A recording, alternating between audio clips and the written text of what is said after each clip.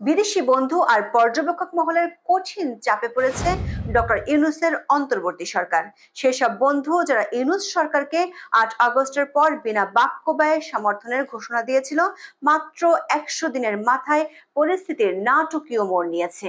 দেশের ভেতরে নানামুখী চাপের সাথে এখন যোগ হয়েছে বিদেশি বন্ধুদের চাপ। আমাদের বিশ্লেষণ হলো ৫টি সুনির্দিষ্ট কারণে বিদেশি বন্ধু দেশ এবং আন্তর্জাতিক পর্যবেক্ষক সংস্থাগুলো থেকে অন্তর্বর্তী সরকারের উপর চাপ বাড়ছে। চলুন যাওয়া যাক বিশ্লেষণে।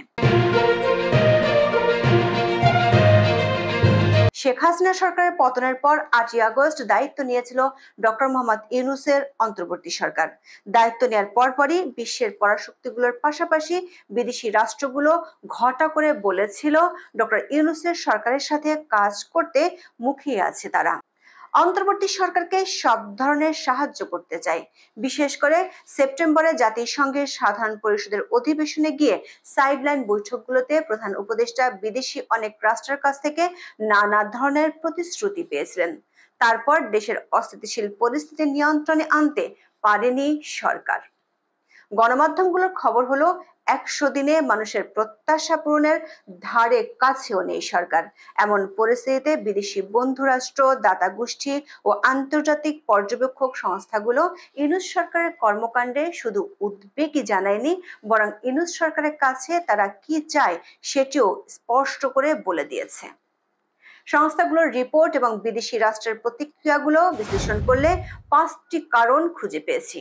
প্রথম কারণ হলো আইন শৃঙ্খলা পরিস্থিতির অবনতি। ৫ই আগস্ট শেখ হাসিনা সরকারের পতনের পর বিনা বিচারে পিটিয়ে, হত্যা ও নির্যাতনের ঘটনাগুলোকে শুরুর দিকে সরকার মানুষের পুঞ্জীভূত ক্ষোভের বহিঃপ্রকাশ বলে দাবি করেছিল। কিন্তু ৩ মাসেরও বেশি সময় পার হলেও এ ধরনের ঘটনা পুরোপুরি বন্ধ হয়নি।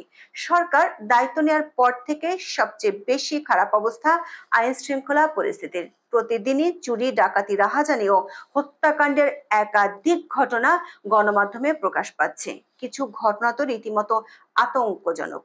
উল্টো ৫ থেকে ৮ আগস্টের ঘটনায় স্বরাষ্ট্র মন্ত্রণালয়ের দায় মুক্তির নোটিশ বিদেশিদের কাছে ভিন্ন বার্তা পৌঁছে দেয়। এমন পরিস্থিতিতে চিন্তিত বিদেশি বন্ধু দেশ ও দাতা সংস্থাগুলো।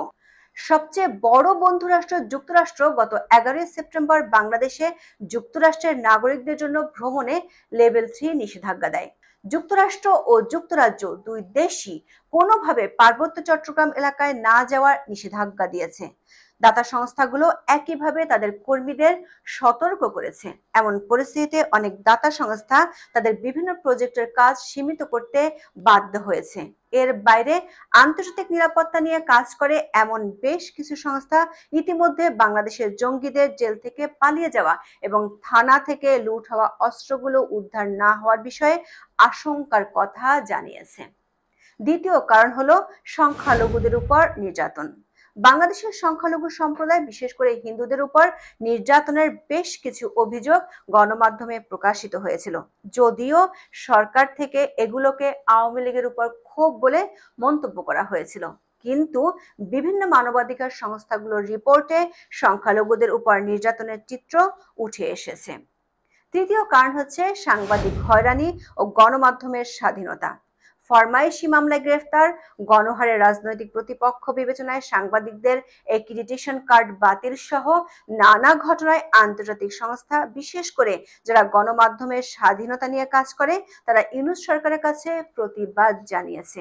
সংখ্যালঘু নির্যাতনের পাশাপাশি গণমাধ্যম, বিশেষ করে সাংবাদিকদের উপর চাপের ঘটনাগুলো আন্তর্জাতিক মানবাধিকার সংস্থাগুলোর পক্ষ থেকে ইউনূস সরকারের উপর চাপ বাড়াচ্ছে।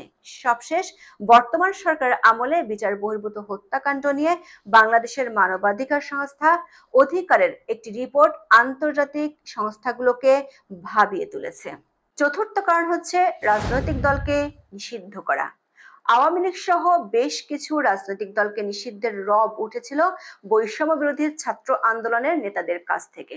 শুধু নিষিদ্ধ ঘোষণার দাবি নয়, জাতীয় পার্টির অফিসে আগুনও দেওয়া হয়েছে। নিউজ অ্যানালাইসিস বাই কাজী রুনা জানতে পেরেছে, বিশ্ব পরাশক্তির একটি দেশের কলকাতার কনসুলেট অফিসে বিষয়টি নিয়ে বেশ কয়েকটি দেশের প্রতিনিধিদের বৈঠক হয়। সেই বৈঠকে বিষয়টি নিয়ে গভীর উদ্বেগ জানানো হয়। সেখান থেকে সিদ্ধান্ত হয় বিষয়টি নিয়ে বাড়াবাড়ি না করতে ডক্টর ইউনূস সরকারকে জানিয়ে দেওয়া হবে। তারই প্রেক্ষিতে 17 নভেম্বর যুক্তরাজ্যের ভারত প্রশান্ত মহাসাগর বিষয়ক প্রতিমন্ত্রী ক্যাথরিন ওয়েস্ট প্রধান উপদেষ্টা ডক্টর ইউনূসের সাক্ষাতে যুক্তরাজ্যের মনোভাবের কথা জানিয়ে দিয়েছেন। এর আগে আন্তর্জাতিক ক্রাইসিস গ্রুপ বা আইসিজি নিউ এরা in Bangladesh the first 100 days of reform শীর্ষক প্রতিবেদনে বলেছে ডক্টর ইউনূস সরকার উচিত হবে আওয়ামী লীগকে নিষিদ্ধ করার দাবির বিরোধিতা করা। ট্রাম্পের বিজয়ের পর আওয়ামী লীগ সমর্থকদের উপর হামলার ঘটনার তদন্ত ও বিচারের দাবি জানিয়েছে অ্যামনেস্টি ইন্টারন্যাশনাল।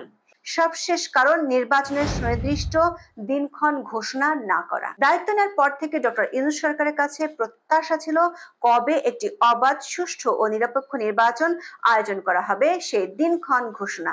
কিন্তু ডক্টর ইউনূস নিজে এবং তার দায়িত্বপ্রাপ্ত উপদেষ্টা এর ভার প্রথম দিকে ছাত্রদের উপর, পরে দেশের জনগণের উপর ছেড়ে দেন। পরবর্তীতে সংস্কার কাজ শেষ হলে নির্বাচন হবে বলে জানান। দেশের বাইরে ও ভিতরে বিষয়টি নিয়ে অস্পষ্টতা দেখা দেয়। দেশের মানুষের সবচেয়ে আকাঙ্ক্ষার বিষয়টি নিয়ে ইউনূস সরকারের এমন অস্পষ্টতায় এবার সরাসরি কামান দাগালেন ব্রিটিশ পররাষ্ট্র প্রতিমন্ত্রী। তিনি বলেছেন ডক্টর ইউনূস সরকার স্পষ্ট রোডম্যাপের অপেক্ষায় আছেন তারা।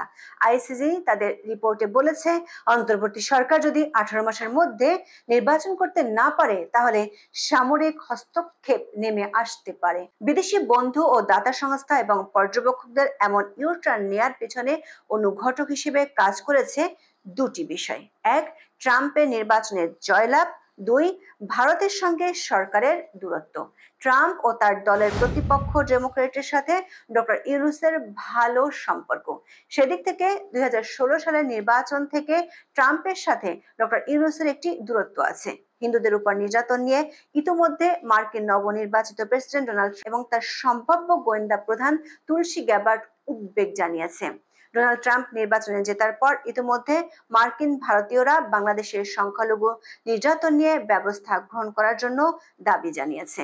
অন্যদিকে তুলসী গ্যাবার্ড সারা বিশ্বে হিন্দুদের অধিকার রক্ষায় বেশ সোচ্চার বলে কথিত আছে। দ্য ইকোনমিস্টের সবশেষ প্রতিবেদনে বলা হয়েছে ডক্টর ইউনূস নিজের এবং তার উপদেষ্টা পরিষদের অনেকেই প্রকাশ্যে ভারত বিরোধী মন্তব্য করেছেন। হিন্দুদের ইস্যুটি ছাড়াও পাকিস্তান এবং চীনের সাথে নতুন করে অতিরিক্ত হৃদ্যতাপূর্ণ সম্পর্ক ভারতকে ভাবিয়ে তুলেছে। ইকোনমিস্টের রিপোর্টটিতে বলা হয়েছে মোদি আর ট্রাম্পের সুসম্পর্ক বাংলাদেশ সরকারকে ভোগাতে পারে। একটি বিষয় পরিষ্কার, পরিস্থিতি জটিল হয়ে যাচ্ছে ডক্টর ইউনূসের সরকারের জন্য। খুব শিগগিরই নির্বাচনের দিনক্ষণ ঘোষণা না করলে আন্তর্জাতিকভাবে অনেক বড় বড় বাধার মুখে পড়তে হতে পারে এই সরকারকে। আজ এ পর্যন্ত। সবাই ভালো থাকুন, সুস্থ থাকুন, নিরাপদে থাকুন। দেখা হবে আগামী পর্বে।